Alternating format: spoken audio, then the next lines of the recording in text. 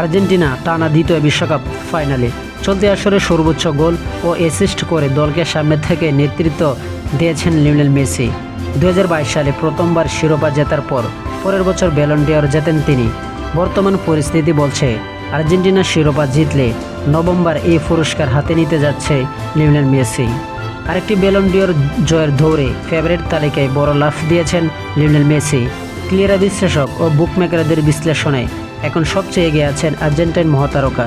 কিন্তু Ballon d'Or Twitter অ্যাকাউন্টে একটি পোস্ট দিয়েছেন কৌতূহলত উদ্দীপক এখন প্রশ্ন করে ইউরোপিয়ান কোনো ক্লাবে না খেলেও কি ব্যালনের জেতা যায়? উত্তর হলো হ্যাঁ, অবশ্যই জেতা যায়।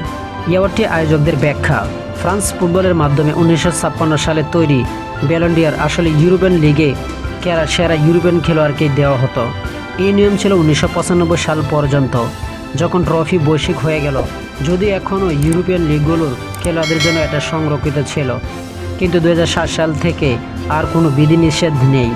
ব্যালন ডি'অর পুরস্কার দেওয়া হয় বিশ্বের সেরা খেলোয়াড়কে, এমনকি ইউরোপিয়ান দলের খেলোয়াড় নন। এমন ফুটবলার হিসেবে এই পুরস্কার জেতা একমাত্র খেলোয়াড় লিওনেল মেসি। 2023 সালে এই পুরস্কার হাতে নেওয়ার সময় ইন্টার মায়ামিতে ছিলেন তিনি।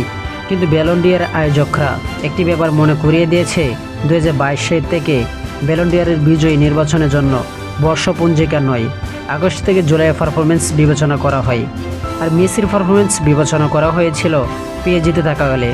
আগের বছর বিশ্বকাপ জেতা তারকা 2023 গ্রীষ্মে ক্লাবটি ছাড়েন। তো আশা করি যারা টি স্পোর্ট গেলে চ্যানেলটি সাবস্ক্রাইব করেননি, সবাই টি স্পোর্ট চ্যানেলটি সাবস্ক্রাইব করতে ভুলবেন না, এবং বিশ্বকাপের এবং স্পোর্টস খেলার আপডেট পেতে আমাদের চ্যানেলটি সাবস্ক্রাইব করে বেল আইকনের পাশে থাকবেন। ধন্যবাদ।